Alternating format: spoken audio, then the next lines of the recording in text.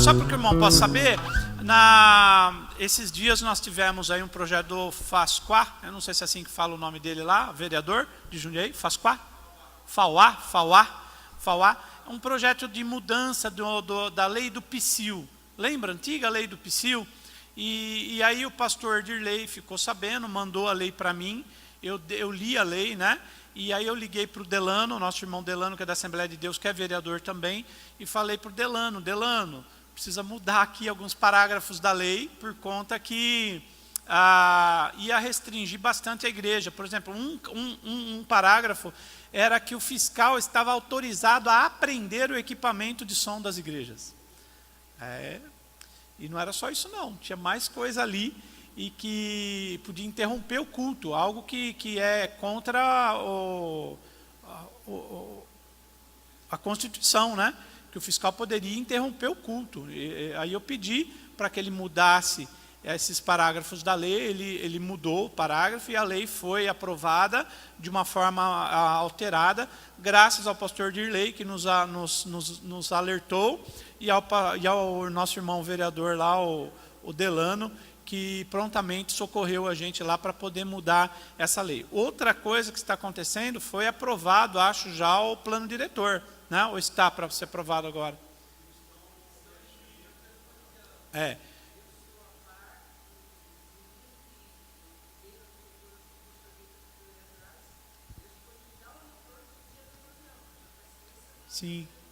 Sim, eu estive numa reunião lá com o prefeito, eu tive uma reunião com o Sinésio, com o prefeito, Luiz Fernando, falando das dificuldades que as igrejas estão enfrentando para conseguir o habite, conseguir regularizar seus templos e tal, e que a gente devia ter um trabalho para facilitar isso para as igrejas e não piorar a situação como estava no plano anterior, né? O plano diretor anterior, e a gente conseguiu mudar algumas coisas, mas ainda está bem difícil, cada igreja tem que ir lá e brigar, né? Para que seja alterado alguns parágrafos lá do plano diretor ainda. Então, gostaria que os irmãos ficassem atentos aí, pastor... Oh, meu Deus do céu, dá uns brancos. Isso, Timóteo. Pastor Timóteo, né? Fica atento, nos ajude aí, está sempre lá, né? Com o pessoal da prefeitura. Então a gente precisa ficar atento para poder não deixar com que essas coisas aconteçam sem que a igreja, para que a igreja seja prejudicada. O Conselho Pastor está sempre trabalhando, atuando nesses casos. Eu estou sempre indo lá conversar com o prefeito, estou sempre indo lá conversar com o Sinésio, estou sempre correndo atrás para que a gente possa melhorar isso daí, para que as igrejas não tenham tanto problema como tem tido, né? Algumas igrejas têm problemas sérios com relação ao habite, à construção e tudo mais, e a gente tem lutado para regularizar todas as igrejas. Amém? Bom, hoje nós vamos falar sobre um assunto que é bastante importante. Eu já ministrei isso daqui na Ordem de Ministro Batista, lá em São Bernardo. Ontem eu preguei lá em Diadema sobre o mesmo tema, né, que é depressão e suicídio. No nosso caso aqui, vou falar sobre depressão e suicídio no ambiente pastoral, no ambiente ministerial, né? O texto que nós escolhemos aqui é o texto de Coríntios e Timóteo, que diz assim, em Coríntios Paulo diz: porque mesmo quando chegamos à Macedônia, nossa carne não teve repouso algum, antes em tudo fomos atribulados, por fora combates, por dentro temores, mas Deus que consola os abatidos nos consolou com a vinda de Tito. Depois em Timóteo, Paulo fala: tem cuidado de ti mesmo e da doutrina e persevera nessas coisas, porque fazendo isso te salvarás tanto a ti como aos que te ouvem. E esses dois versículos tratam da vida pastoral. Trata de ter cuidado de si mesmo, o pastor ter cuidado da sua própria vida, que é o que nós temos vendo. Eu já sabia que isso estava acontecendo em larga escala nos Estados Unidos, porque eu tenho alguns pastores, amigos meus, do Texas, lá em Houston, o pastor Rick Bradshaw e outros pastores, né, que já me informavam que nos Estados Unidos o suicídio entre pastores estava muito grande. E no Brasil nós ainda ouvíamos muito pouco sobre esse assunto, mas nos dois últimos anos, 2017 e 2018, principalmente em 2018, nós tivemos muito suicídio entre os pastores de todas as congregações. Pastores da Quadrangular, pastores da Assembleia de Deus, pastores batista. Nós tivemos o suicídio do filho do Mastral, se suicidou, do Daniel Mastral. E lá nos Estados Unidos, do Rick Warren, daquela igreja com propósito, o filho dele também se suicidou. E a gente vê tudo isso com um olhar muito triste, sem entender como essas coisas acontecem, né? Mas essas coisas acontecem porque hoje nós vivemos uma época que nós nunca imaginamos viver. Veja quanto tem crescido a igreja tem crescido exponencialmente em todas as nações. O modelo americano de igreja tem crescido, aquelas igrejas que prosperam, igrejas grandes, né? O nascimento de muitas outras igrejas, é só você olhar as pessoas copiando lá, a igreja lá da Austrália, né? Eu esqueço o nome dela lá. Hillsong, e aí todo mundo trabalhando para ter igrejas grandes, e não há problema nisso, não há problema nisso. O problema nisso está em que o ministério pastoral se transformou em um ministério profissional e não mais ministerial. E o pastor se tornou o gerente da coisa, o CEO, né? CEO da igreja, e não mais o pastor da igreja. E as demandas são diferentes, porque a que custo nós temos feito a igreja de Cristo crescer, né? A que custo nós temos almejado o crescimento da igreja? Em 1978, o pastor David Wilkerson já pregava sobre o suicídio entre pastores nos Estados Unidos, né? O Rick Bradshaw me alertou quando esteve aqui no Brasil sobre uma epidemia que estava acontecendo nos Estados Unidos. Em 2016, 17 e 18, nós tivemos aí muitas informações sobre o suicídio ministerial, né, pastoral.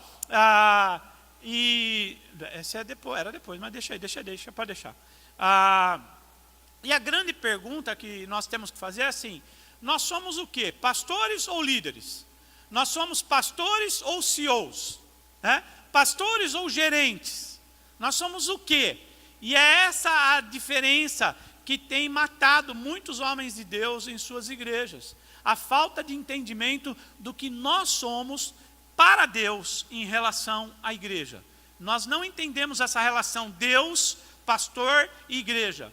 E nós invertemos muitas vezes o papel, nós mudamos, alteramos isso, e com isso nós temos enfrentado aí muitas lutas, muitas dificuldades no ministério. A Organização Mundial da Saúde diz que o Brasil é o oitavo, já não é, já subiu esse número, é o oitavo em número de suicídio no mundo e vem crescendo. A cada 45 minutos uma pessoa se mata por conta da desesperança, por conta das drogas, frustrações profissionais. Só aqui na Redondeza, 2 jovens se suicidou, uma jovem de 22 anos, aqui na Gapeama, perto do Russe, se suicidou há uns meses atrás. Um outro rapaz no bairro de cima aqui se suicidou também. Na maioria jovens, né, que se suicidaram.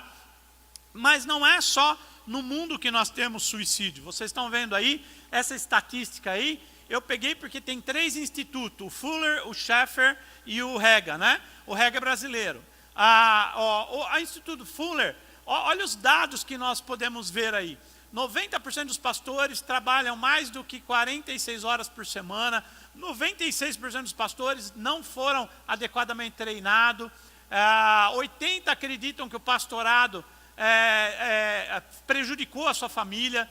75% passa por uma crise grave ou passou por uma crise grave.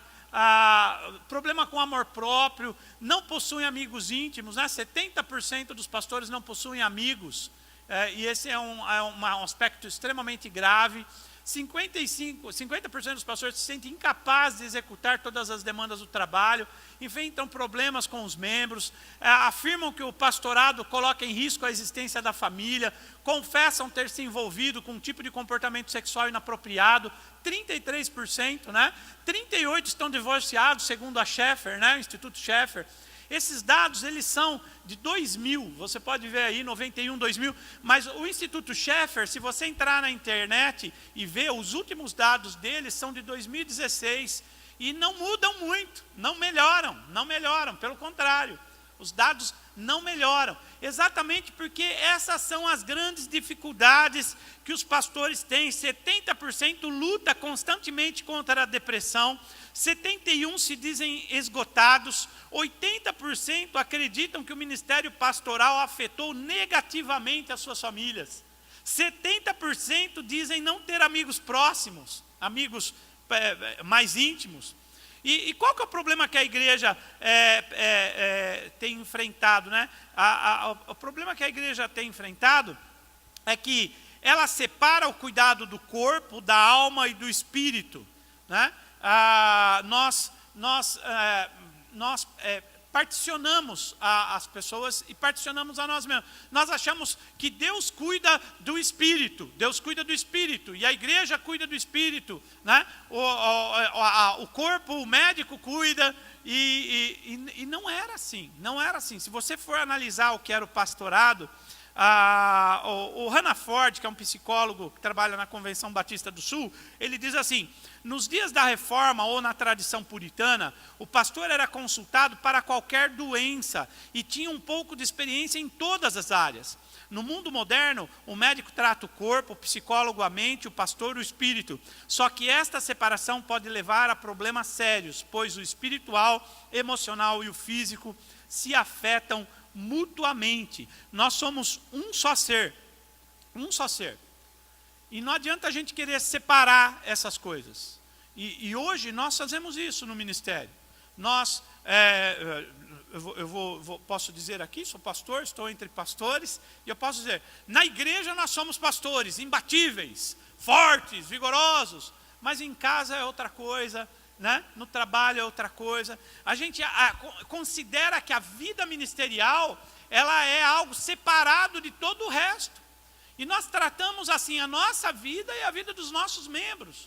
E essa separação das coisas causa um mal muito grande, né?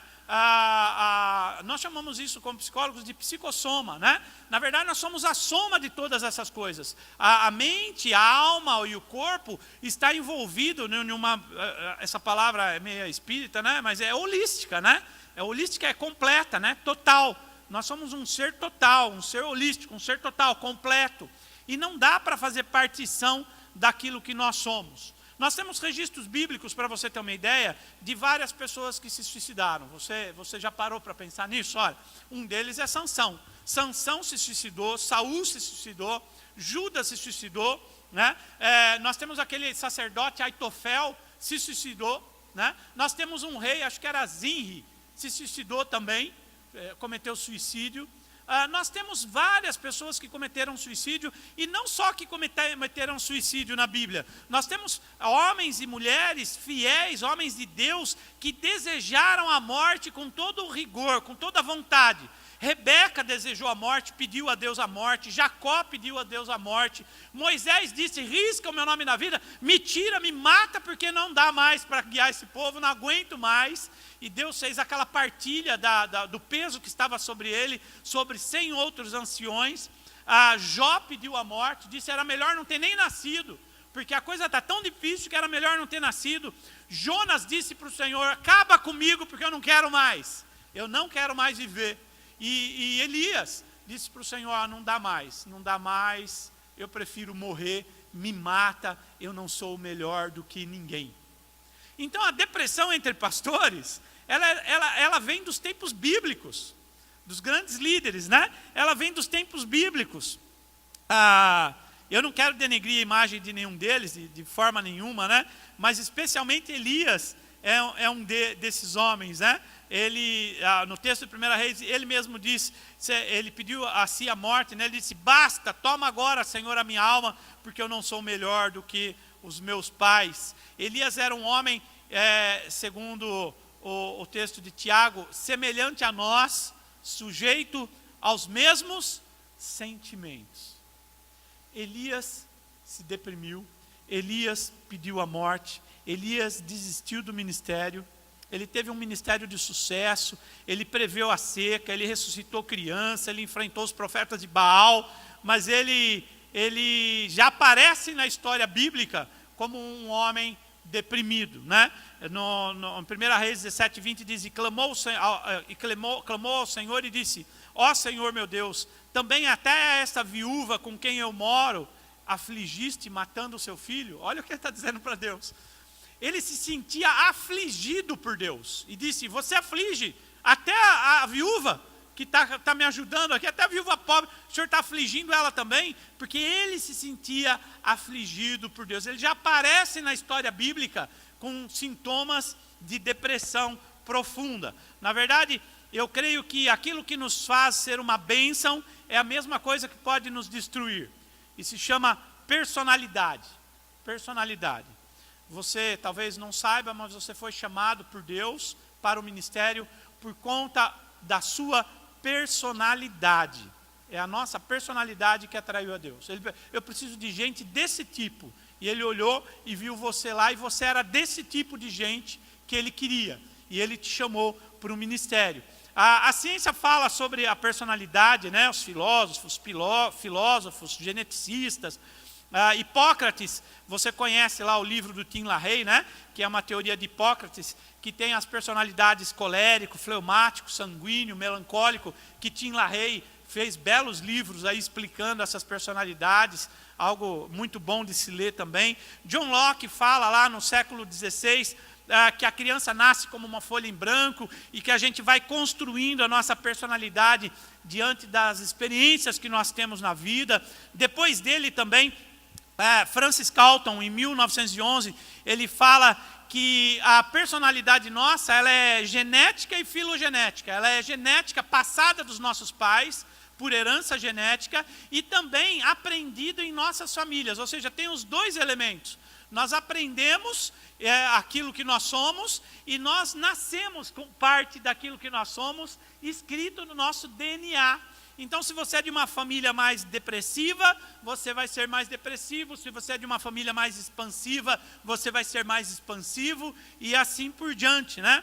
As emoções, a inteligência emocional, ela tem uma demanda muito grande em nossa vida, e hoje fala-se muito de inteligência emocional, que é o controle. Nós, crentes, temos uma palavra mais bonita do que inteligência emocional, que chama domínio próprio, né? A Bíblia ensina que o Espírito Santo é um fruto do Espírito Santo. O fruto do Espírito Santo é domínio próprio, é se dominar em todas essas coisas que são as emoções. E aí nós vemos que nas emoções, como as mulheres, por exemplo, e os homens também, nós temos os hormônios que mudam a nossa vida.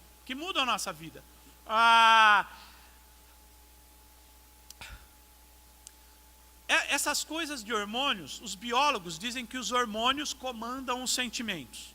Então, se você tem mais serotonina, depois eu vou mostrar um slide sobre isso, se você tem mais serotonina ou não, você vai estar mais alegre ou não, se você tem mais outros tipos de hormônio, vai mudar teu humor.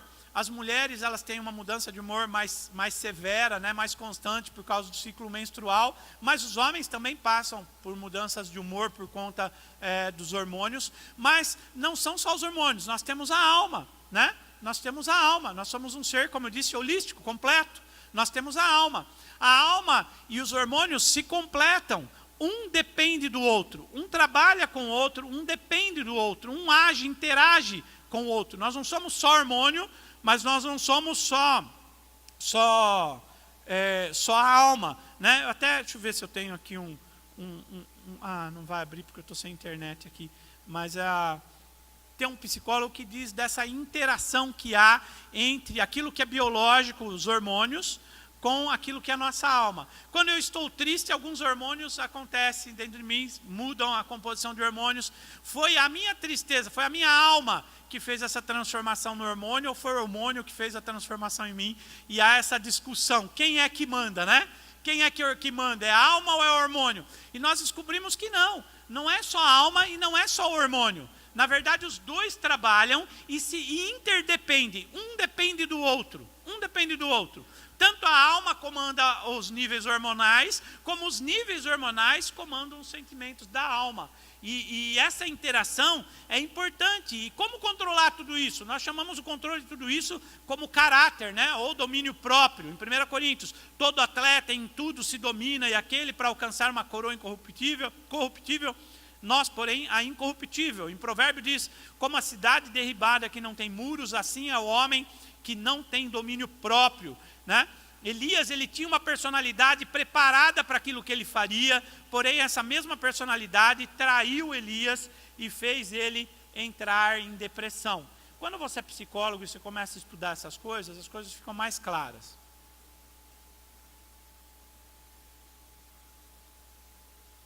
Pastor, você é político também? Não, né? Você não é vereador, nada, não? Só assessor. Amém. Tem algum vereador aqui? Amém. Que bom, né? A gente fala político corrupto. Não é isso que a gente vê na televisão? A corrupção. Aí você vê Lula, vamos falar de Lula, mas não é só Lula, não. Você vê Lula, você fala, pô, esse cara é louco. Ele fala, eu sou pobre, não tenho nada, eu não roubei nada. Ele acredita naquilo. Ele acredita verdadeiramente que ele não roubou milhões. Você vai falar com Jadel lá, Gedel, que tinha lá não sei quantos, 50 bilhões, né, num apartamento. Você vai falar, não é meu, eu não sei de nada. Não, eu não roubei nada, eu sou um santo. E eles acreditam nisso. Olha a patologia ali. Eles acreditam verdadeiramente nisso. E aí a gente fica assistindo isso, né? Você vê políticos aí fazendo orgias, e você fica pensando, meu Deus do céu, eu estava vendo uma reportagem da Jovem Pan, de um repórter lá, que eu gosto muito, dizendo das orgias que se faz lá em Brasília, e a gente vai vendo... E quando você começa a entender o que é personalidade, você descobre que o que faz um homem se lançar para a política, faz ele ser um bom político, é a mesma coisa que faz ele se lançar para a devassidão e para o roubo sem nenhuma disfarçatez, sem nenhuma vergonha, sem nenhuma... que é a personalidade. A personalidade que torna eles bons políticos, fazem eles também serem bons corruptos, bons homens sem vergonhas. No nosso caso, como pastores, é a mesma coisa. A personalidade que torna a gente bons pastores... Eu sei até quais são, né? São aquelas que trabalham com o ego, o narcisismo e outras personalidades que trabalham nessa linha do narcisismo e tal. Todo pastor é narcisista. Todo pastor é pastor porque é narcisista, gosta de falar para as pessoas, gosta do público, gosta de estar no meio das pessoas, gosta de falar, ô pastor, te amo, gosta. E é isso que alimenta o pastor a ele continuar fazendo, por mais altruísta, por mais Madre Teresa de Calcutá que você queira ser, na verdade até ela era movida pelo mesmo desejo que todo pastor, que é o ego, E o ego trata da nossa personalidade também, né? E aí nós entramos no assunto, então, todo esse negócio hormonal tal, tem também essa questão sobre a depressão. A Organização Mundial da Saúde diz que até 2020 a depressão vai ser a segunda causa de morte por doença, ficando atrás apenas para doenças cardíacas, né, para o infarto, na verdade, né? A depressão, ela mata de duas maneiras.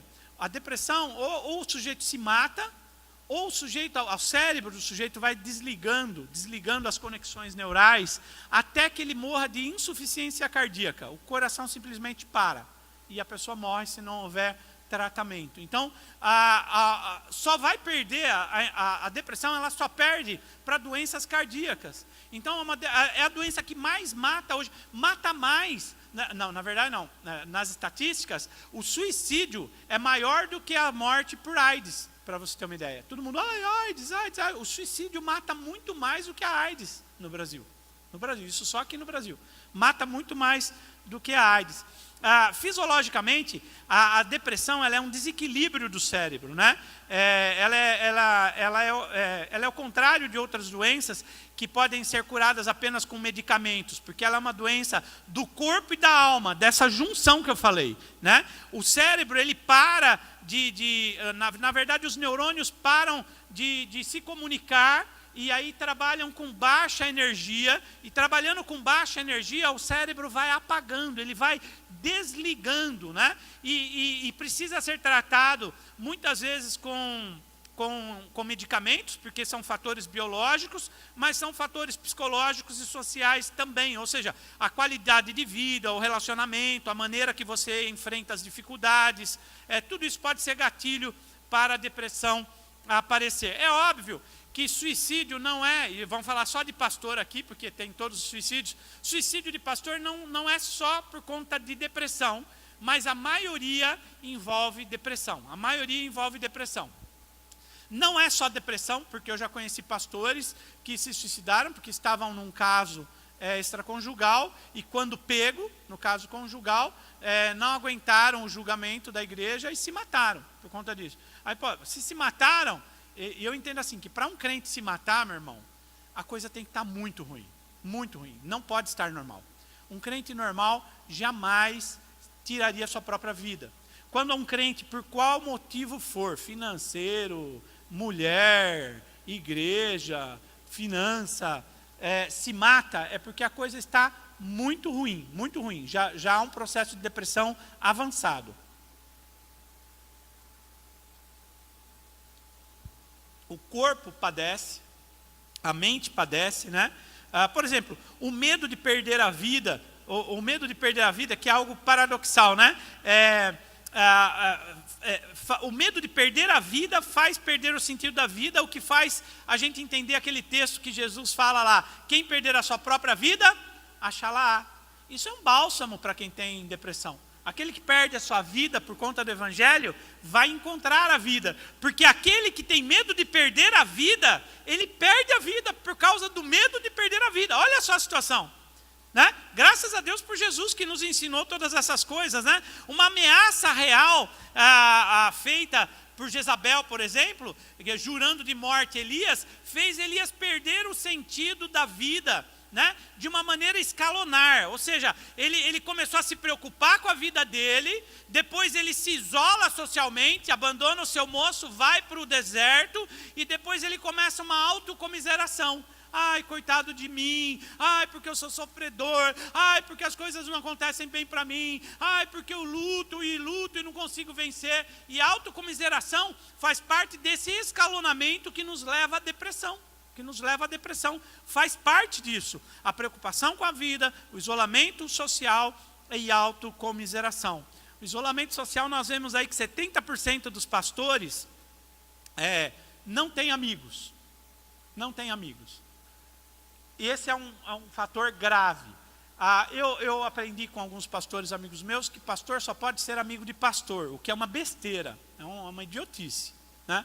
É uma idiotice. Na verdade, eu tomei a decisão na minha igreja, eu passei por o ano passado, alguns pastores oraram muito por mim, né, pastor ali, passei por uma crise ansiosa muito brava e consegui vencer ela por meio da fé, sem remédio.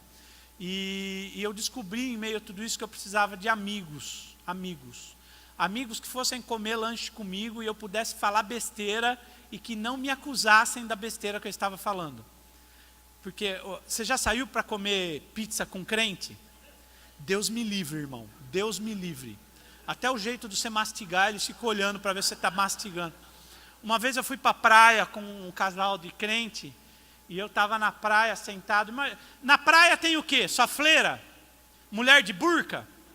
Só tem mulher pelada na praia, não é assim que funciona? Não é? De biquíni, né? Normal, não é? E eu estava sentado lá na praia, lá, tomando meu coquinho, lá coberto, minha mulher ali na frente, com meus filhos, brincando. E eu sentado, olhando aquela paisagem linda. Sabe quando você fixa a visão num ponto assim? Não estava olhando para ninguém, não tinha ninguém ali, não estava vendo ninguém. Eu fixei o olho no horizonte, assim, num ponto, e fiquei olhando, pensando coisas, né? Ouvindo as conversas das pessoas e pensando as coisas. Quando eu vim embora da viagem, o irmão que estava comigo falou para outros irmãos assim, olha, o pastor foi na praia comigo e ficou olhando a bunda das mulheres lá. Ele ficou olhando lá na praia, a mulher dele ali na frente, ele olhando a bunda das mulheres. Dá para sair com crente? Fala a verdade. Olha, acho que é melhor ser amigo de macumbeiro. Começar a sair com espírita só. Mas não é verdade.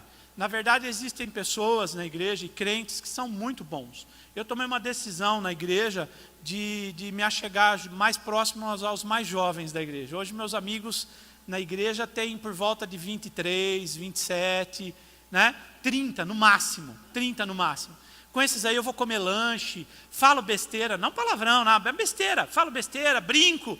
E eles nunca me julgaram, falaram, pastor, fazendo brincadeira. Olha, pastor, né? Você é pastor, você sabe o que eu estou falando, não sabe? É você poder se sentir livre para comer uma pizza, para ir numa festa, para chamar alguém na tua casa e conversar, que não seja assunto pastoral, ministerial, mas conversar de coisas bobas, A falta disso mata pastor, porque eu sou pastor, eu adoro o pastor Roberto, amigão meu, eu amo, de paixão esse pastor. Mas se a gente for parar para conversar, nós vamos conversar sobre o que, Roberto? Se não for sobre o Coringão, que eu estou meio decepcionado com aquele negócio do carnaval lá, se não for sobre o Corinthians, nós vamos conversar sobre o quê? Sobre Bíblia, sobre igreja. Esse é o assunto, e é o assunto que eu estou mergulhado nele 24 horas por dia. E às vezes eu preciso sair desse assunto, eu preciso pensar em outras coisas, eu preciso arejar minha cabeça com outros pensamentos, outras ideias, não é verdade? A gente precisa mudar algumas coisas na nossa vida, senão nós entramos em depressão. A escalada sacrificial se dá quando a gente pensa que quem ganha perde. Por exemplo, Elias conseguiu vencer e trazer o povo de volta para Deus, mas ele se perdeu por conta do medo de Jezebel. Às vezes você ganha nos trabalhos na igreja, a igreja cresce, consegue construir, mas o que você perdeu? Olha, essa parte de baixo da igreja aqui, eu perdi 3 dentes, por conta dessa parte de baixo. Eu fiquei tão ansioso que eu dormia fazendo assim com o dente. E 3 dentes meus caíram, de tanta pressão que eu fazia durante a noite quando eu dormia. Eu uso placa até hoje para pôr, por conta da ansiedade. Tive que fazer 2 implantes dentários, por conta dessa obra aqui, que eu queria matar o pedreiro. E enterrar ele aqui junto com a pedra fundamental da igreja. Verdade, não é assim? Mas aquilo que eu ganhei, porque eu ganhei, está pronto aí, teve um custo muito alto, muito alto. Eu tenho um amigo, ele é engenheiro, ele fez engenharia já com uma idade avançada, e ele está no 2º casamento. E eu perguntei para ele, eu falei, o que aconteceu? Teus filhos são tão bonitos, né, do primeiro casamento. O que aconteceu? Ele falou, olha, eu estudei 5 anos de engenharia, eu sou meio burrinho, eu tinha que me dedicar, estudar, ficar até tarde, e eu por 5 anos larguei minha família. Quando eu acabei a faculdade, eu perdi minha família. E muitos pastores perdem a família por conta da igreja. Perdem a família por conta da igreja. É ou não é assim? Perdem a família por conta da igreja. Entram em depressão por conta dessas coisas. A depressão vem tomando, a escala sacrificial tem que ser mudada, né? Nós precisamos conseguir entender que Deus ele consegue fazer o que Ele quer. Elias conseguiu vencer, trazendo o povo a Deus, mas perdeu por conta do medo. Ameaças reais que se impõem na vida cotidiana nossa são o gatilho para desencadear a falta de desejo pela vida ou a depressão, como a falência financeira, o término de um relacionamento amoroso, um divórcio, a perda de um emprego, a perda de uma pessoa amada, um filho que fracassa profissionalmente, injustiças, abandono social, falta de amigos, motivos de suicídio. Quais são as causas e motivos de suicídio entre os pastores? Depressão, e depressão associada a esgotamento físico e emocional. Traição ministerial tem a ver com a depressão do pastor. Olha só, baixos salários, isolamento por falta de amigo. Pastor, eu vou dizer como que é a dinâmica que acontece entre pastor, com pastor. Pastor assim, se dedica à obra, não é assim? A gente se dedica à obra e lê, estuda a palavra, e você prega todo domingo e vê que ninguém faz nada do que você ensina. Não é assim? E você vê que está todo mundo no pecado. Aí você fala, mas eu ensinei, está todo mundo no pecado, está todo mundo, não está nem aí com o evangelho, e a gente vai ficando chateado, magoado. Aí vem aquelas pessoas que você, eu acho que é um dos grandes problemas da igreja hoje, que chama-se falta de gratidão. Pessoas que você investiu na vida delas, que você ajudou elas, viram as costas para você e às vezes se tornam o seu inimigo. O seu maior inimigo, aquele que você mais ajudou, se torna o seu inimigo, não é verdade? E aí o pastor vai vendo isso, vai pensando assim, não vale a pena, eu vou desforrar, eu vou à forra com isso daí, e começa a partir para uma área de uma devassidão sexual. Aí entra a pornografia, entra a masturbação excessiva, né? Entra o vício, na verdade, da masturbação, entra a devassidão sexual, ou seja, não só pornografia, depois os casos amorosos, né? Se envolvem em casos amorosos, e aí esses casos amorosos vem a culpa, e a culpa gera o quê? Depressão, é isso que gera. E aí o pastor não aguenta a situação e se suicida. Suicídio entre pastor sempre está ligado a problema moral na área sexual.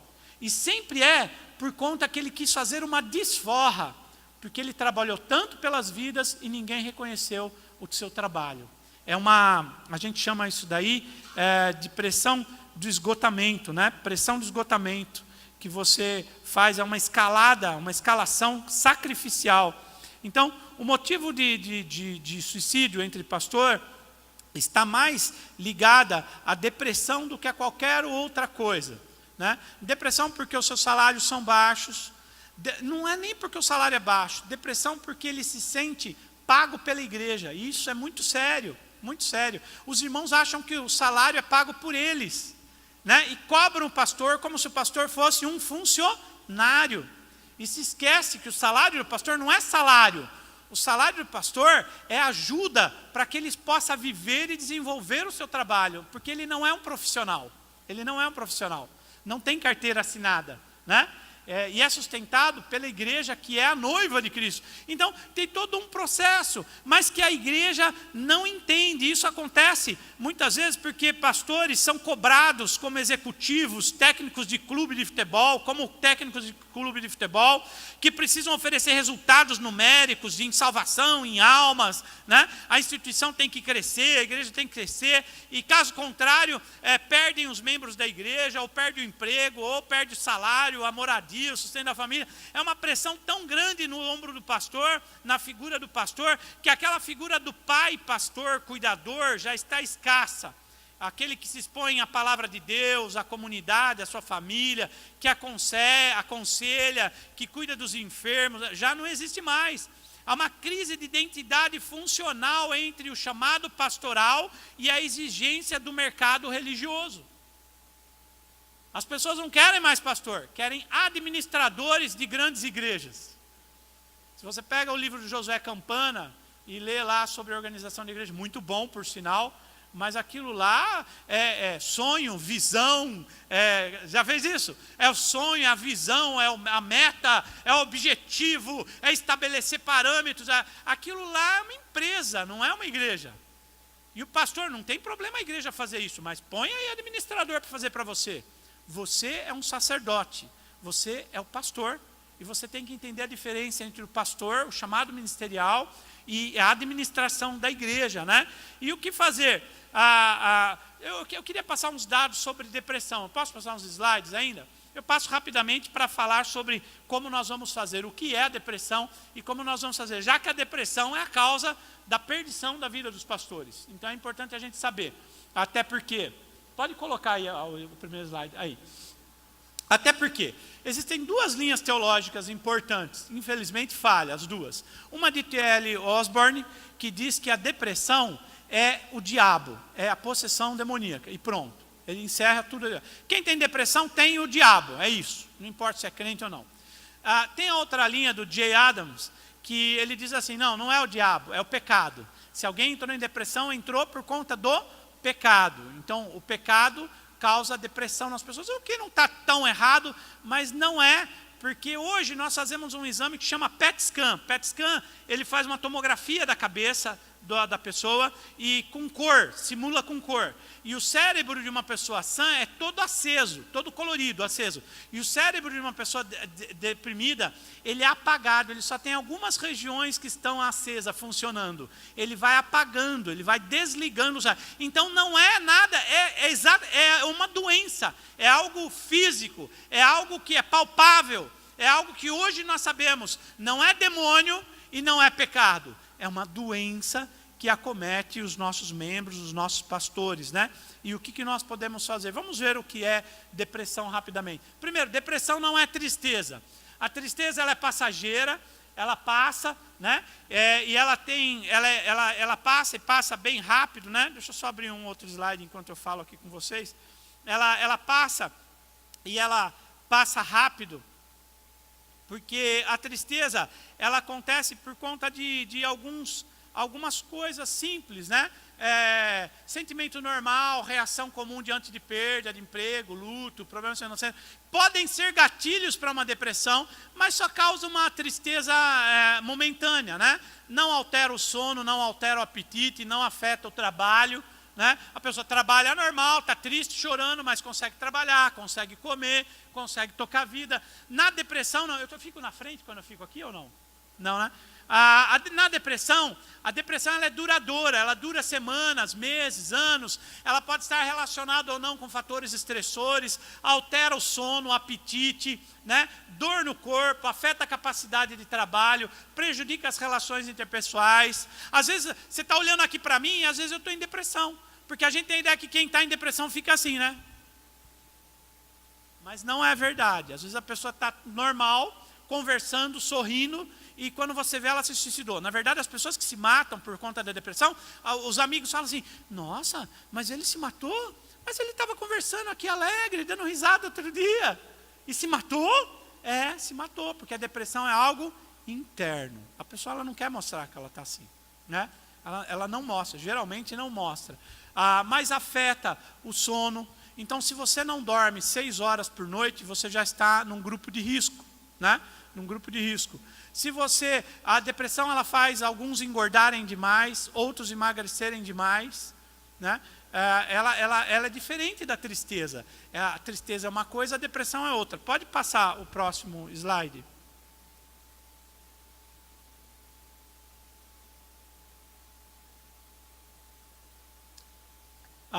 Aqui está o funcionamento da depressão. Ali são os neurônios, né? O neurônio receptor, o outro neurônio, e nós temos lá os neurotransmissores, a bomba de enzima, e na verdade a bomba está funcionando, mas não tem esses neurotransmissores. O depressivo não produz esses neurotransmissores, aí que é a serotonina, noradrenalina e outros neurotransmissores, são 4 neurotransmissores, né?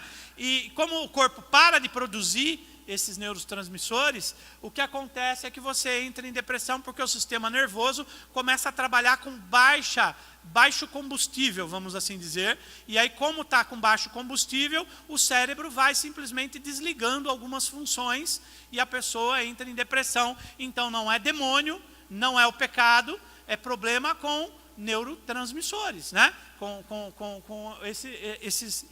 a dopamina, noradrenalina e todas essas coisas, né? Que diminuem. Então, mas independente desse negócio aí, pode pôr aquele lá. Até é legal a gente saber isso daqui, né? Olha lá, dopamina, excesso de dopamina e falta dos outros causa esquizofrenia. Ansiedade é quando você tem baixa dopamina. Felicidade é quando você está cheio de serotonina. Depressão é quando você tem dopamina e serotonina baixa. Amor é quando você tem dopamina, serotonina e oxitocina lá em cima, ó, cheio, né? E briga ou estado de euforia é quando você tem lá dopamina e noradrenalina estão no talo, você sente essas coisas. Hormonalmente é assim que funciona. Outro dia nós tínhamos, eu gosto de contar uns causos, né? Deixa eu contar um caos aqui para os irmãos. Outro dia o pastor Semolini mesmo, né, que é amigo nosso, ligou para mim, a gente conversa pelo FaceTime, e ele estava esparramado no sofá lá. Falei, o que foi, Semolini? Ih, rapaz, estou sem vontade, eu não consigo levantar nem para ir no banheiro, tanta preguiça que eu estou. Eu não consigo trabalhar, não consigo ir para a igreja, tá, o negócio está feio aqui. Falei, pastor, vai no médico. Aí ele foi no médico, né, de homem, como que é o nome mesmo? Ginecologista de homem. Como que é o nome? Urologista. Foi no urologista, o urologista fez uns exames lá, ele estava com hormônio aqui como na tireoide, estava desbalanceado lá o T4, T3, E aí o médico deu o remédio, voltou a vida, Semolini voltou a fazer as coisas, voltou animado, tal, né? Às vezes é um pouquinho desse hormônio aí que desbalanceia tudo. Eu lembro de uma história mais engraçada de um irmão na igreja, que ele era pedreiro, e ele era do Nordeste lá, então ele tinha umas orelhas meio avantajadas, e ele começou a emagrecer, e aí, ô Zé, o que está acontecendo com você, rapaz? Você só está a carcaça e o pó da rabiola, né? Você está doente, está emagrecendo. Ele falou assim, pastor, não dá, rapaz, eu trabalho duro lá como pedreiro, trabalho pesado, antes de sair de casa, a minha mulher quer um pouquinho de amor. Quando eu chego para almoçar, antes de comer, se não tiver um pouquinho de amor, não come. À tarde, eu chego do serviço, antes do banho, ela fala que gosta do meu cheiro e quer um pouquinho mais de amor. Depois que eu tomo banho, antes de dormir, ela quer de novo, eu estou morrendo. No começo estava indo bem, estava gostoso, mas agora eu já estou quase morrendo, não aguento mais. Pastor, me socorre. Falei, Zé, leva ela no ginecologista, Zé. Aí levou a esposa, a senhora dele, já estava na menopausa. Já tinha passado a menopausa, né? Senhores mesmo, de idade. E aí levou a esposa no ginecologista, fez os exames lá, ixi, os hormônios dela estavam tudo desbalanceado. O médico deu os hormônios lá, ela tomou, voltou ao normal, o Zé começou a engordar de novo, trabalhar, sumiu a orelha, né? A orelha murchou. Por conta de hormônio, né? Mas os hormônios, o que os hormônios causam, né? Mais do que esse negócio de hormônio, os que nós sentimos é que é importante, porque é o que nós sentimos que nós vemos, né? A depressão, ela influencia a atitude das pessoas, tirando a vida, né? A depressão altera o sentimento, reduz a sensação de bem-estar, muda a forma da gente pensar, muda a forma de nós tomarmos escolhas, o comportamento, a crença da pessoa. Pense em alguém que não quer saber de Deus quando está depressivo. Não ora, não segue a Bíblia e fala, Deus me abandonou, eu não sinto Deus mais. Me lembra Jesus, Eli, lama sabachthani, ou seja, Deus meu, por que me desampara? O que Jesus estava sofrendo ali? Eu posso dizer isso, Jesus estava sofrendo o que um depressivo sofre quando ele estava na cruz. Ele estava num estado de choque tão grande, que ele entrou em depressão e deixou de sentir a presença do próprio Pai na vida dele. Eu sei disso até porque está escrito lá, que Jesus ele passou por todas as coisas que os homens passam e por isso ele pode nos socorrer. E ele experimentou a depressão e por isso ele pode nos socorrer também. Como homem, ele passou pela depressão e ele pode nos socorrer nisso também. Quando nós falamos, Senhor, cadê o Senhor? Nós não sentimos Deus, nós não temos vontade de orar, nós não temos vontade de vir para a igreja, nós não temos vontade de nada. Quando eu entrei em crise de ansiedade, que é bem parecida, eu estava mal. Aí eu pus meus meninos aqui que estão aqui, o Alex, que é seminarista, o pastor Reginaldo, que é o segundo pastor aqui da igreja, o Ernesto, que é seminarista, para pregar. Eu pus eles para pregar. Falei, eu não vou pregar, prega vocês, porque eu não estou aguentando. Na verdade, eu não queria nem vir na igreja, porque eu não estava aguentando mais, eu não queria ver irmão na frente. Se eu visse um, eu matava. Eu não queria. Os irmãos estavam em risco de morte comigo, porque eu estava com ansiedade alta, né? Estava sofrendo de ansiedade, uma crise de ansiedade. Alguns irmãos lembram, né, que eu fui no conselho de pastor, estava bem mal, mesmo assim continuei indo no conselho de pastor, deixei alguns compromissos de pregações, palestras que eu dou, parei de fazer, desmarquei, pus os meninos para pregar, né, pus meus membros aí para pregar, esses meninos pregaram melhor que eu, fizeram ótimo. Eu vim num culto dos jovens, eu nunca venho no culto de jovens, eu vim num sábado no culto de jovens, eu estava ali sentado, a hora que acabou o culto dos jovens, o líder dos jovens, que é o Vinícius, ele chegou para mim, falou, pastor, você aqui, que bom. Eu comecei a chorar. Ele falou, pastor, por que você está chorando? Eu falei, não é nada não, Vinícius, ora por mim aqui. Nem eu sabia porque eu estava chorando, mas eu comecei a chorar.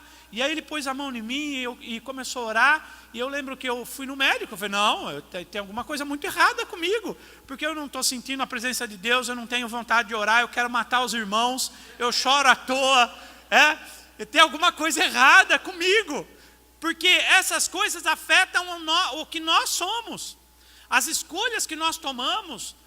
Se nós estamos nesse estado, nós vamos enfrentar problemas. Eu me lembro que eu fui primeiro eu fui no meu médico, né? O Dr. Poli, é um médico famoso, ele é nefrologista, mas ele me atende como clínico geral, porque ele se tornou meu amigo, né? Ele me atende há muitos anos. Eu fui lá, ele falou, você está com crise ansiosa, você vai tomar sertralina e aprazolam.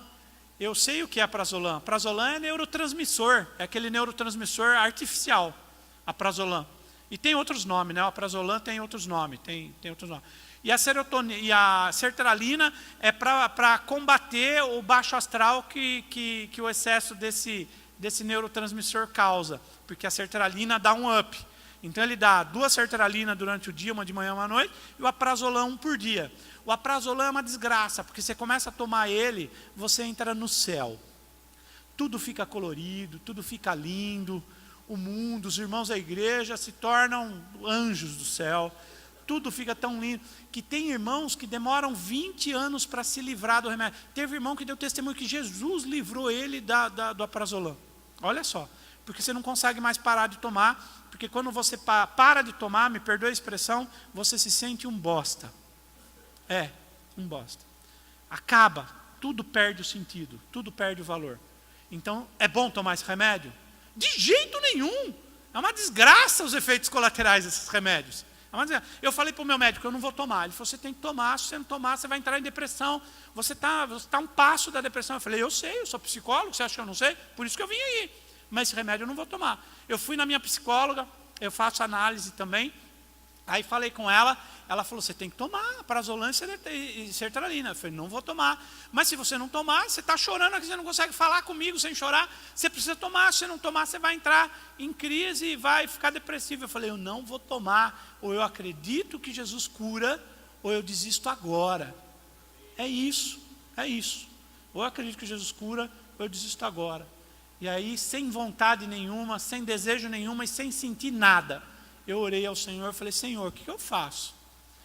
E aí o Senhor falou, desmarca a sua agenda, para de pregar, para tudo e cuida da sua vida. Cuida da sua vida. Amados, pus um foninho de ouvido, eu tenho Spotify. O Spotify fala quantas vezes você ouviu uma música. Eu ouvi Aquieta Minha Alma 2.500 vezes. Eu punha ela no repeteco, sabe? No repeteco, acabava e começava de novo. Eu pus lá, Quieta Minha Alma. Ela acabava e começava de novo. Acabava e começava 2 meses ouvindo Aquieta Minha Alma sem parar. Eu acordava, punha o fone de ouvido, ia dormir e tirava o fone de ouvido. Aquieta Minha Alma. Comecei a correr. Se você for na Imigrante, você vai ver eu correndo lá. Ainda estou correndo. Comecei a correr, perdi 17 quilos. Comecei a correr. Aquieta Minha Alma, correr. Parque, comer, restaurante com a família, abraçar os filhos, beijar, e aí o Espírito do Senhor foi curando. Teve um encontro que chama Vidas Transformadas na igreja, aí teve lá na igreja, eu fui no último dia só, porque eu não estava aguentando ver crente na frente, e eu fui no último dia do encontro, lá, pedi para o menino lá fazer minha parte, não, faz minha parte aí que eu não quero fazer nada, mas quando eu estava lá, o Senhor falou assim para mim, agora chega. Passou na hora, foi como se tirasse assim de dentro de mim. Na hora, acabou a ansiedade, acabou tudo. Na hora eu falei, fui curado. Eu senti, porque você sente, parece que saiu uma coisa de dentro de você assim, tirou. Então, a depressão tem cura pela fé. Deus pode curar a depressão, pode curar a ansiedade. Nas estatísticas, que é o próximo slide 6 aí, né? Milhões de pessoas, as mulheres ficam 2 vezes mais depressivas do que os homens, tem 2 vezes mais chance de ficar deprimida do que os homens. Por quê? Mulher é sentimental e homem é mais racional. Mas quando o homem se deprime, ele se suicida 4 vezes mais do que a mulher. A mulher, por ser mais emocional, ela é mais forte. É dia da mulher ontem, né? Mulher é muito mais forte para enfrentar esse tipo de coisa, porque ela é emocional. Ela aguenta o baque e fica firme ali. Os homens, por serem racionais, ele fala, eu vou acabar com a minha vida. E acaba mesmo. 4 vezes mais chance de um homem deprimido se matar do que uma mulher deprimida, né? A depressão, ela ocorre em qualquer idade. É mais comum na adolescência, até os 25 anos, é muito mais comum. E depois dos 50 anos, também se torna comum, por conta das crises que nós temos dos 50 anos, estou chegando próximo da cova do irmão ali, que quer vender para nós, o cara vem vender cova para nós, né? O irmão quer vender cemitério para nós já estamos em crise brava, querendo, já tem o endereço certo, já está lá, é dureza, né? Então os mais velhos ficam em depressão porque está um passo a mais próximo de Cristo. Não é verdade? É verdade.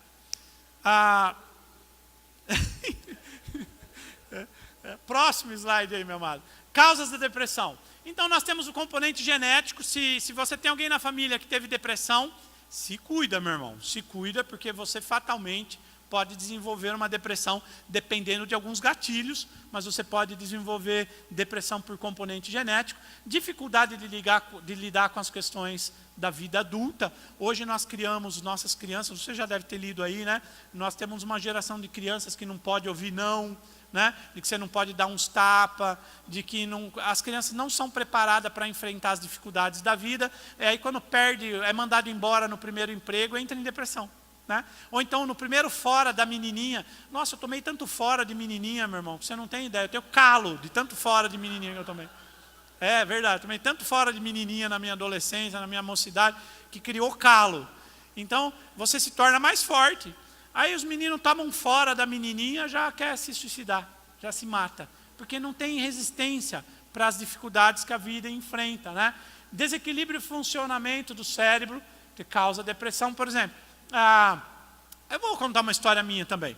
Eu sou alto, né? Meu coração fica aqui em cima, é longe do pé. E aí eu tenho muita dor na perna, por causa disso. Mas dor na perna, eu não conseguia dormir de dor na perna. Aí eu falei, vamos no médico. Fui no médico. O médico mandou fazer um monte de exame e falou, não, você está saudável, você não tem nada, o teu problema é preguiça mesmo.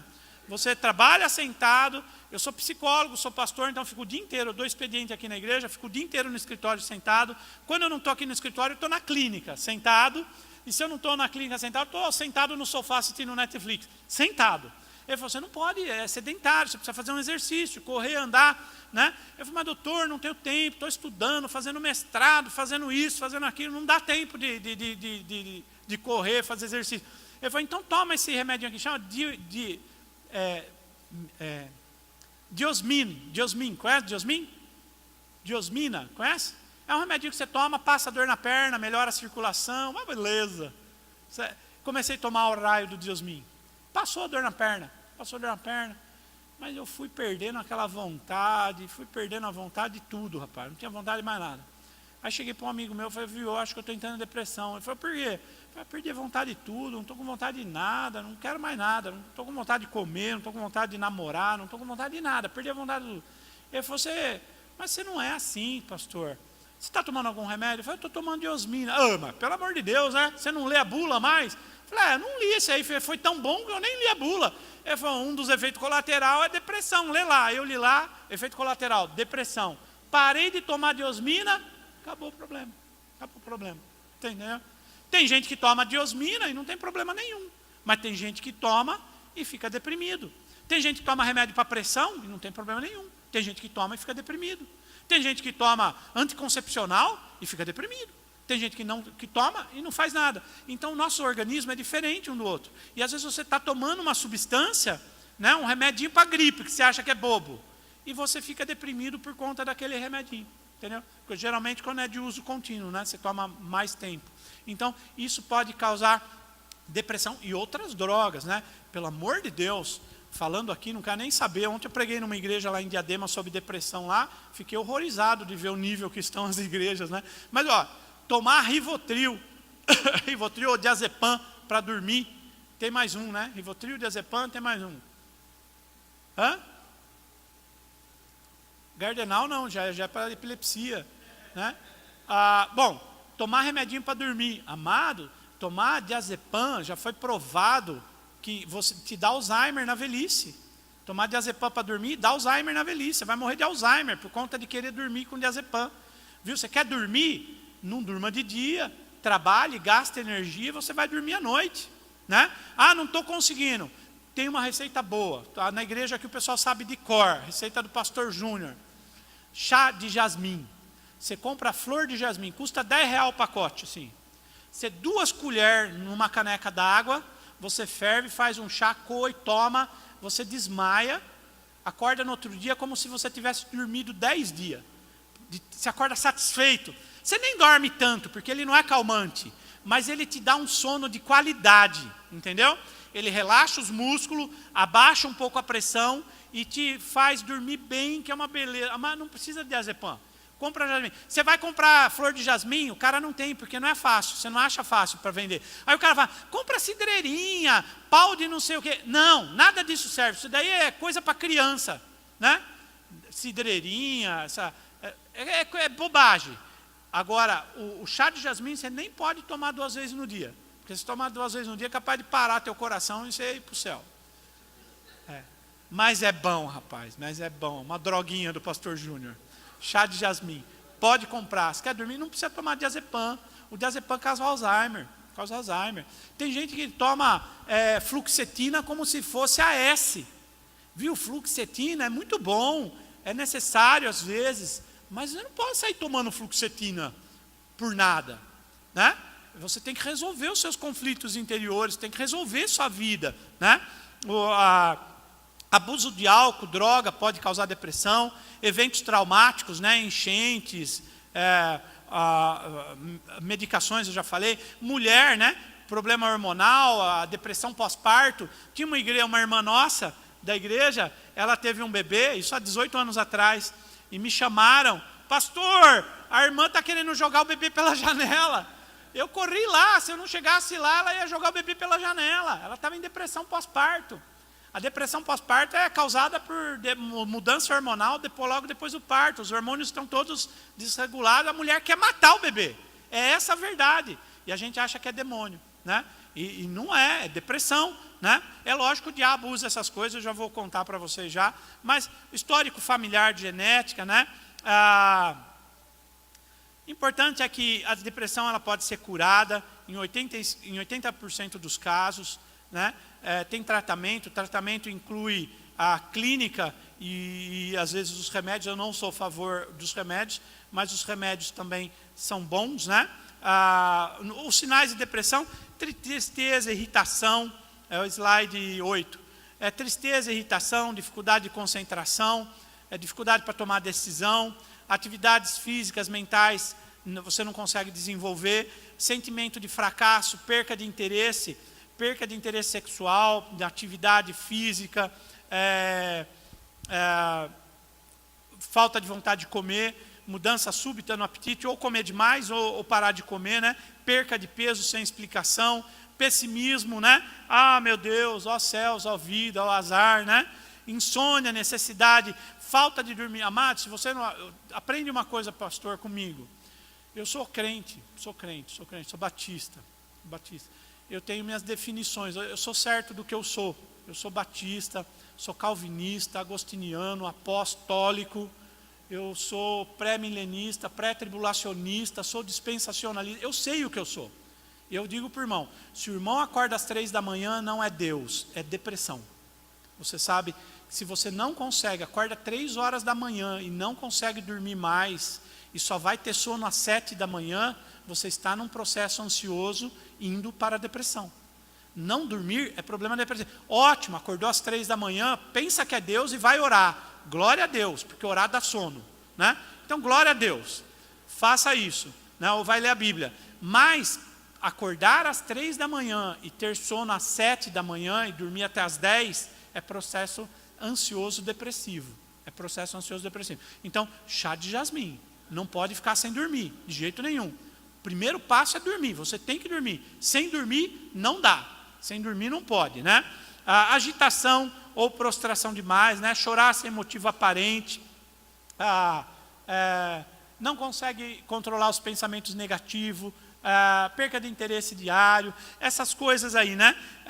Só para nós avançarmos aqui. A depressão ela é causada por um desequilíbrio na concentração de algumas substâncias, como nós vimos lá, e ela faz com que nossos desejos cessem, nós perdemos a vontade de tudo, Como depressão, no slide 9, nós temos a depressão profunda, a depressão profunda, ou a depressão maior, que a gente chama, ela dura por 6 meses, né?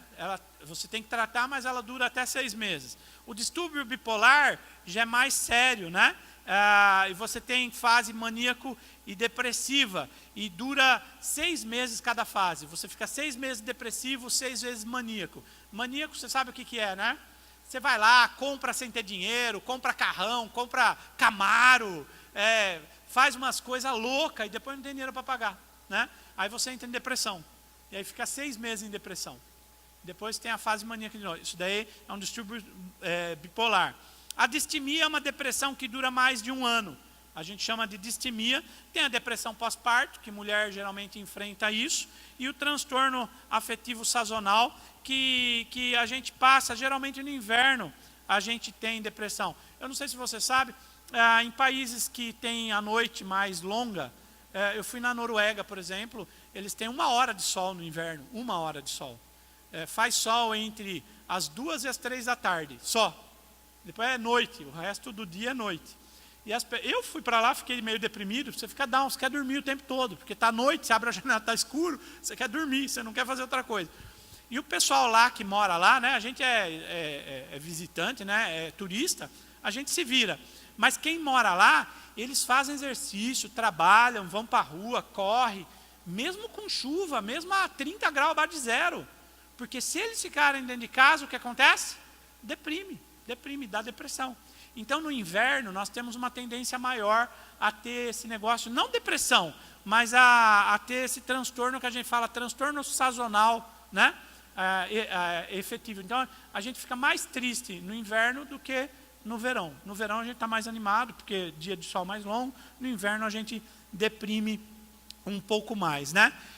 E para nós encerrarmos, para mim não ir muito longe nisso aqui, como nós podemos encarar, né, a depressão? Slide 10. Olha lá. Você já viu? Você está bem? Eu estou ótima, né? Estou ótima. Eu lembro da minha irmã. Minha irmã, ela tem esquizofrenia. A Joquebede, ela está sofrendo de esquizofrenia. Ela teve com 38 anos e a gente lida com isso até hoje, né? Ela toma uns remédios bem fortes, porque a esquizofrenia não tem o que fazer, é só base de remédio.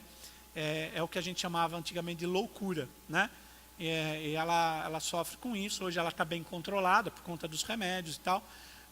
Mas você pergunta para ela, como você está, Joquebede? Ela fala, estou ótima. Mas o ótima significa mal, gorda, sozinha, feia, triste, magoado, chateado, ignorado, ferido, cortada, sozinho, fingindo, frio, mentindo, né? Então, quando alguém fala, não adianta chegar para o irmão, como você está, irmão? Estou ótimo. Esses dias eu postei no Facebook, a gente tem que olhar no olho das pessoas, não precisa nem perguntar o que elas têm. É só olhar no olho e você vai descobrir o que elas têm. Se elas estão bem, se elas não estão bem. E a gente, como pastor, a gente tem que aprender a fazer isso também, uns com os outros, né? A prioridade número 1 na minha vida, ser egoísta. Pastor tem que ter momentos egoístas. Você já parou para pensar nisso? Você tem que ter momento seu, momento egoísta, que você cuida de você, né? Nesse momento você ajuda a si mesmo. É necessário você se permitir lamentar, chorar, é permitido sofrer, não tem problema. Pastor também chora, sofre, e a gente tem que expressar nosso sentimento. A gente tem que sentar e contar para alguém, né, o que a gente está passando, o sofrimento que a gente enfrenta. A gente precisa contar um com o outro, porque se a gente não sentar e não se lamentar com alguém, né? Olha Elias estava deprimido, olha o que Deus fez. Deus mandou ele lá. Elias tem uma fase bem legal, eu posso contar aqui. Elias, você conhece a história, não vou ficar aqui contando, fez o altar, orou, desceu fogo do céu, ele pegou 450 profetas de Baal e matou no rio. Matou ou não matou?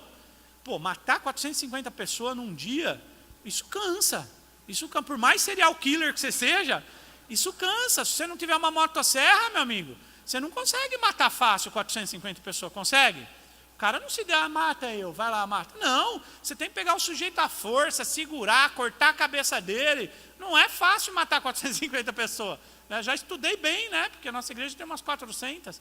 Então a gente tem que estudar. Tô brincando.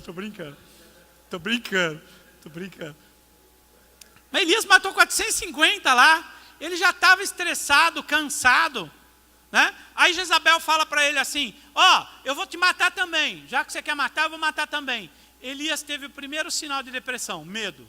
Teve medo de perder a vida. E quem tem medo de perder a vida, perde a vida. Porque Jesus disse, quem não tem medo de perder a vida, ganha a vida. Quem tem medo de perder a vida, já perdeu.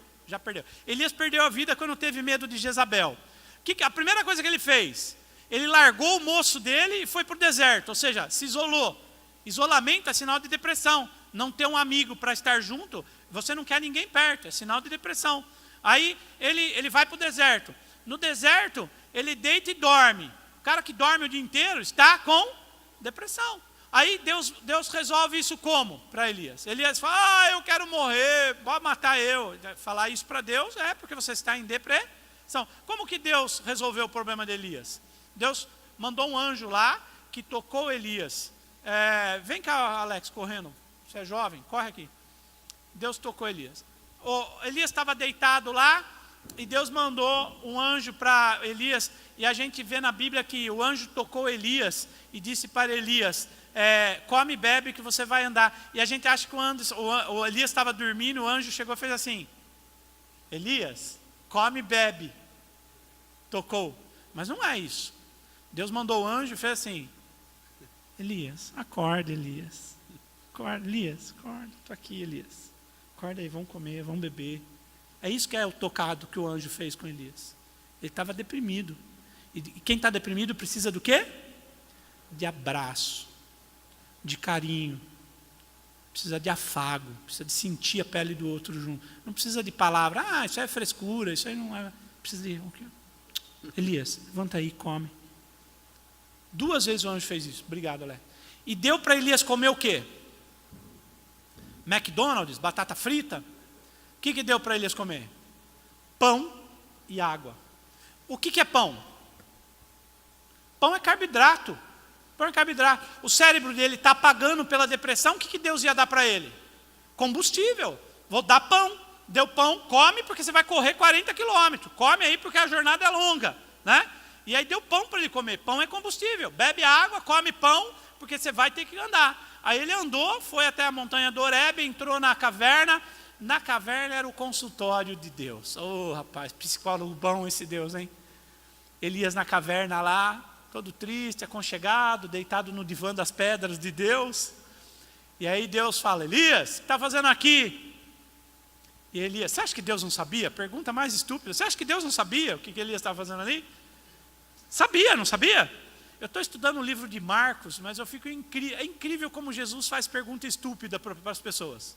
Perguntas bobas. Mas as perguntas bobas que ele faz, pega todos eles. Pega todos eles. É lindo estudar o livro de Marcos. Você precisa estudar também. Um dia a gente vai fazer um estudo só desse livro aí. E aí Deus faz uma pergunta estúpida, né? Porque ele sabia o que Elias estava fazendo ali. E ele fala, Elias, o que você está fazendo aqui? Morreram todos os seus profetas, só eu sobrei. E aí choramingou e falou para Deus. Deus falou, tá bom, vem aqui para fora. Aí ele foi lá para fora, passou fogo, passou terremoto, passou tudo. E Deus não se encontrava em nada daquilo, porque naquela hora adiantava culto de fogo para Elias. Ele não sentia nada, estava deprimido. Adiantava mostrar maravilhas para Elias, terremotos, tal. Não, Elias não, nada disso encantava Elias, porque ele estava deprimido. Mas de repente Deus fala para ele com uma voz mansa e suave, Elias, o que está acontecendo? A mesma pergunta estúpida, ele repetiu a segunda vez. Elias, com uma voz mansa e suave, um cicio a Bíblia fala. Cicio é bem cochichado. Elias, o que você está fazendo aqui, Elias? Elias fala, chora de novo. Mataram seus profetas, mataram todo mundo, Jezabel quer me matar, eu não aguento mais essa vida, está tudo ruim, eu estou querendo matar todo mundo, já matei 400 povos. Deus deixou ele falar, e depois que ele falou, Deus direcionou Elias. O que Deus falou para Elias? Vai lá, unge Azazel, rei da Síria, unge Jeú, rei de Israel, e unge Eliseu no teu lugar. Eu vou resolver essa história na sua vida. É a terapia pela fé. Então nós vemos Deus, só para encerrar, nós vemos que a terapia é importante porque a gente fala, desabafa, conta a nossa história, e é isso que cura, né? Como Deus fez com Elias. Dá direção para que você possa fazer algo e transformar a sua vida. É o que Deus fez com Elias. E Elias foi curado da sua depressão por conta daquilo que Deus fez. Eu tinha muito mais coisa para falar, mas infelizmente o tempo não dá, né? Nós tínhamos os slides aí, ia entrar agora na parte da fé, e que eu ia falar, mas eu acho que eu nem preciso falar com você. Como eu sou de teoria calvinista, salvação não se perde, e eu só vou deixar uma pergunta no ar. Um pastor se mata, ele vai para o céu ou não? E aí você pensa lá, tenta pesquisar, tenta pensar nisso daí, antes de nós julgarmos os nossos irmãos. O mês passado se matou um pastor que tinha 35 anos no ministério. 35 anos na vida dedicada à obra de Deus. Ele entrou em depressão, estava tomando remédio para a depressão e não aguentou o peso e tirou a sua própria vida. Agora, um homem de Deus que dedicou 35 anos ao ministério foi para o inferno por causa de uma doença.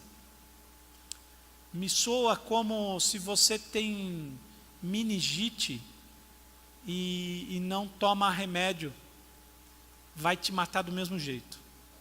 Se você tem pressão alta e não toma remédio, você vai morrer do mesmo jeito.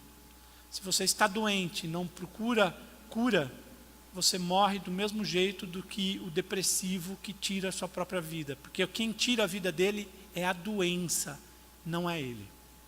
Não é ele. Se ele não estivesse doente, ele não se mataria. Você entende? Então, eu ia entrar nessa parte aí, né?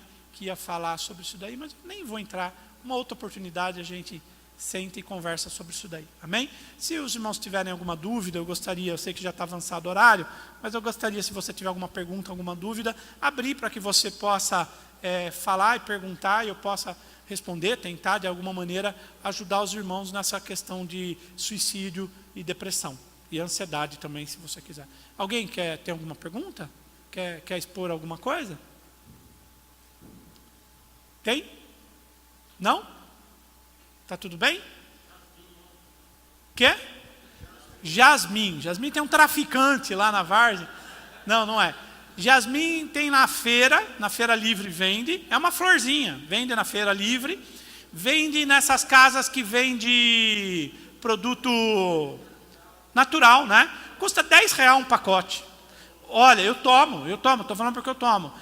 Quer uma noite de sono boa? Toma uma caneca de chá de jasmim, 1 hora depois você deita. Não é que você deita e dorme, que nem esses remédios para dormir. Você dorme, mas quando você acorda satisfeito com o sono que você teve, entendeu? Ele alivia.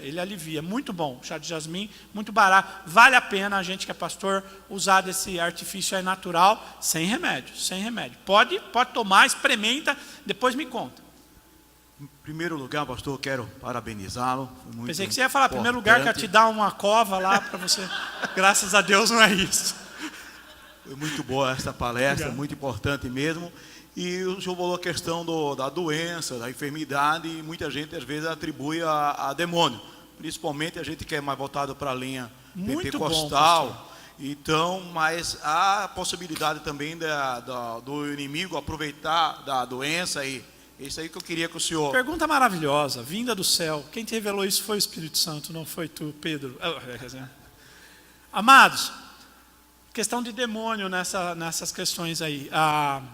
Existem 3 fases que a pessoa passa: obsessão, opressão e depressão. Obsessão. Obsessão é quando você fica obcecado pelas coisas. Essa é a obsessão. Obsessão, você fica obcecado pelo trabalho, é um estágio que o demônio ainda não te pegou, né? Mesmo sendo crente. Aí você tem um estágio que chama opressão. Opressão é quando o demônio não entrou em você, mas de fora ele manipula a sua vida. Por que ele faz isso? Porque você está fraco, cansado, esgotado, e aí você fica frágil, fragilizado. Um demônio pode te oprimir, né? Por conta disso. Ele não possui, mas ele oprime. A pessoa fica quase como um possuído. E depois tem a terceira fase, que é a possessão demoníaca mesmo. Bom, como bom batista, eu acredito, pela fé e pelos estudos que eu tenho da Bíblia, que um crente habitado pelo Espírito Santo jamais pode ser possuído pelo diabo. Mas eu não sei você, mas eu já vi vários crentes possuídos pelo diabo, né? E aí eu tenho 2 hipóteses: ou eles não eram crentes, ou alguma coisa que eu não sei aconteceu, ok? E aí eu vou contar uma experiência que eu tive com a minha irmã, que eu já disse que teve esquizofrenia, e eu posso dizer, a minha irmã teve esquizofrenia é loucura, ela perdeu o controle da cabeça. Mulher de pastor, dedicou a vida inteira ao ministério, com 38 anos foi acometida de esquizofrenia. Joquebede, você conheceu ela? Não? O pessoal lá da tua igreja conhece bem a Joquebede, uma mulher de Deus, né? Bom, o que aconteceu? Minha irmã começou a ficar endemoniada. Quando ela perdia a razão, o demônio possuía ela, demônio mesmo, falava lá o nome dele, endereço, o que queria fazer, aquele negócio mesmo de universal, um negócio feio. E aí eu ia lá, expulsava, o desgraçado saía, eu virava as costas, o desgraçado entrava. Eu mandei o pastor Reginaldo expulsar, o pastor Semolino expulsar, mandei o irmão André expulsar, mandei tudo quanto é pastor que eu conhecia ir lá expulsar, e eles foram, expulsavam, o desgraçado saía, nós virava as costas, ele voltava, e eu entrei numa briga com Deus. Falei, Senhor, eu preciso entender esse negócio, é agora ou nunca, e eu quero entender o que está acontecendo.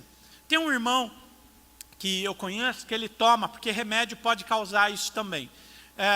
Tem um irmão que ele tem diabetes altíssima, ele toma remédios para diabetes e às vezes ele fica endemoniado. A gente não chama endemoniado, chama oprimido, porque é o segundo estágio.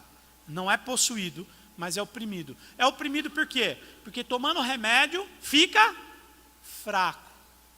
Ô, pastor, não acredito nisso. Tá, então no dia de Iemanjá você vai lá para a praia e você olha como que abaixa o santo naquela turma. Conta para mim. Eles bebem pinga. Quando bebe pinga, eu perco o controle. E quando eu perco o controle, o espírito assume o controle. Simples assim.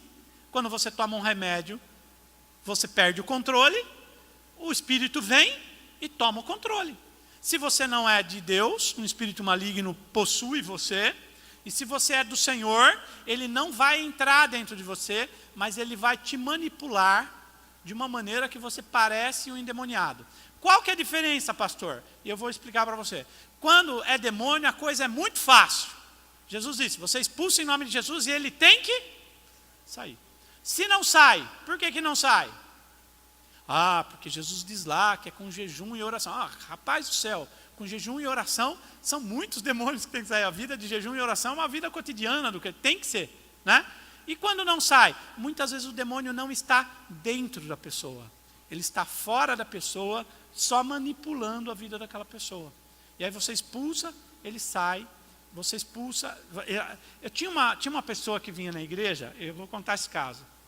Uma moça que vinha na igreja, e ela, todo culto ela ficava endemoniada. Mas sabe que todo culto ela ficava endemoniada? E a gente orava, expulsava o demônio, ela ia embora. Quando ela descia a escada da igreja, ela ficava endemoniada lá na rua já. No próximo domingo nós orávamos, foi assim, todo mundo da igreja orou. Todo mundo na igreja orou, expulsou o demônio dela, foi uma experiência maravilhosa. Quando chegou em mim, eu falei, não, eu não aguento mais esse negócio, eu não tenho paciência. Se tem uma coisa que eu não tenho paciência, principalmente com o demônio. Eu não tenho paciência com o demônio. Eu falei, vem cá, senta aqui, minha irmã, senta aqui, vamos conversar, olhando nos olhos, o que está acontecendo na sua vida? Por quê, pastor? Porque não é normal o demônio te pegar desse jeito. Não é normal. Todo mundo aqui expulsou o demônio, eu não vou expulsar esse demônio de você. Eu não vou expulsar. Eu quero saber o porquê que ele está aí, o que está acontecendo na sua vida. Ela começou a chorar, e ela disse, eu sou estéril, e a minha cunhada teve um bebê. E eu tenho tanto ódio de inveja que eu quero matar o bebê da minha cunhada. E aquela raiva e aquele ódio que ela tinha fazia com que o demônio a oprimisse. E toda vez que expulsavam, o que acontecia? O demônio voltava ali. Eu falei, irmã, então nós precisamos tratar a sua vida. Não precisa expulsar o demônio, deixa ele aí. Vamos tratar a sua vida, vamos ensinar o evangelho, vamos curar esse ódio. Vamos encher de Jesus, porque cheio de Jesus, você vai ser liberta desse demônio. Ela falou, então eu vou lá para a Universal. Eu falei, então vai com Deus, minha irmã. Foi lá para a Universal. O que aconteceu com ela, eu não sei até hoje, né? Mas não adiantava expulsar o demônio. Não sei se vocês já tiveram experiências desse tipo.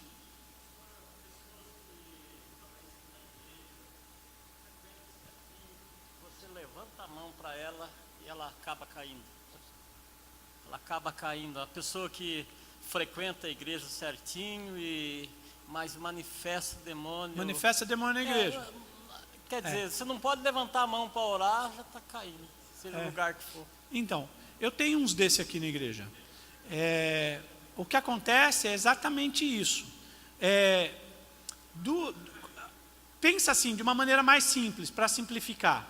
Você tem o controle da sua mente, ok? Por que o demônio não entra na pessoa lá? Tem um vizinho aqui que é do capeta, mas nem ele o demônio entra, né? O que acontece? Por que o demônio não entra nele? Porque ele tem o controle da mente. O demônio não consegue entrar em quem tem controle. Ele tem o controle da mente dele. Quando você perde o controle é que o demônio entra, entendeu?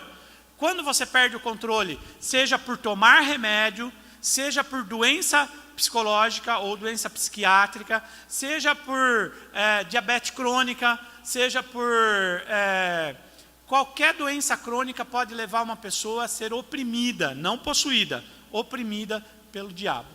Você entendeu? Então, às vezes, você não sabe. A pessoa está tomando diosmina, você levanta a mão, ela cai endemoniada, velho. É o diosmina. Para de tomar essa porcaria. Você entendeu?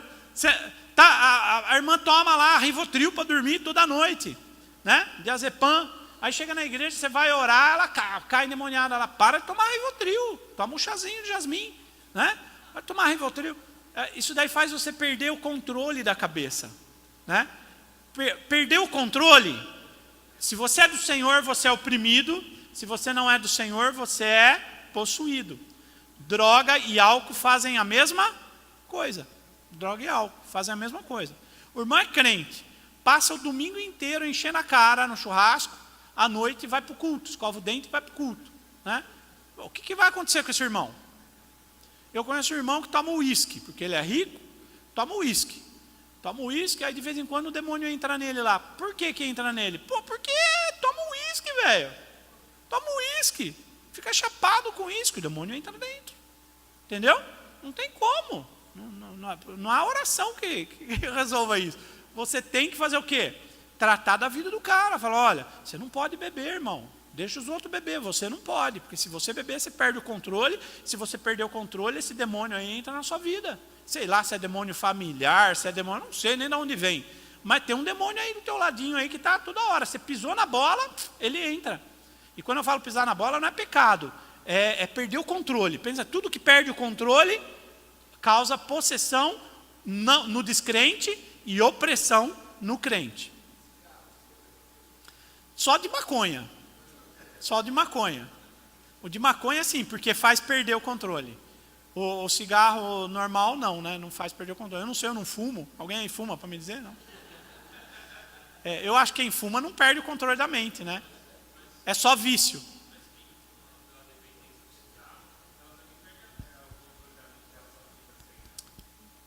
Não, aí é abstinência. Na abstinência sim, mas daí a pessoa não está fumando. Se ela está em abstinência, automaticamente ela não está fumando, né? Na abstinência de qualquer droga ou álcool, ou na crise, que a gente chama crise de abstinência, pode ser possuído pelo demônio. Pode ser possuído pelo demônio. Mas fumando não, a não ser que seja maconha, né? O vício é vício como qualquer outro vício, né? Coca-Cola é vício, tem um monte de coisa que é vício. Mais alguma pergunta?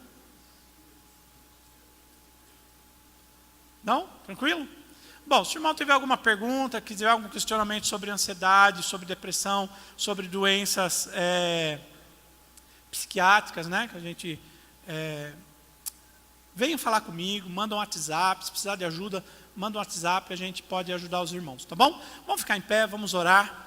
Eu avancei no horário aqui, meia hora a mais, né? Obrigado pela paciência de ter nos ouvido.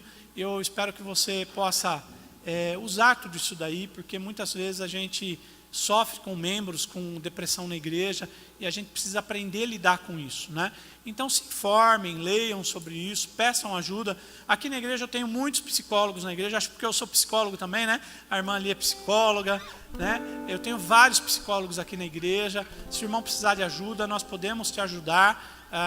Nós vamos montar um grupo aqui, né? Eu não sei se você conhece o projeto Celebrando a Recuperação. Você já ouviu falar nesse projeto? Esse projeto nasceu lá na Side Black, né? Na igreja Side Black lá nos Estados Unidos. E a gente vai implantar aqui na igreja. Ele trata de depressão, de ansiedade, dessas coisas, a gente vai implantar aqui na igreja. Se você precisar de ajuda, conte conosco, tá bom? Vamos orar? Senhor Deus, nós te agradecemos por esse momento, te agradecemos pela tua palavra, te agradecemos por tudo que o Senhor tem feito em nossa vida, Senhor. Ajuda-nos a avançar em nossas vidas, em todas as áreas que o Senhor tem para nossas vidas, ó Pai. Fortalece o corpo da tua igreja, em nome de Jesus. Amém. Amém. Amém? Deus abençoe, meu amado. Deus abençoe. Ainda tem café aí, vamos almoçar o café da manhã. Se alguém não assinou a lista, quiser assinar, a lista está aqui com o pastor Claudinho, tá bom?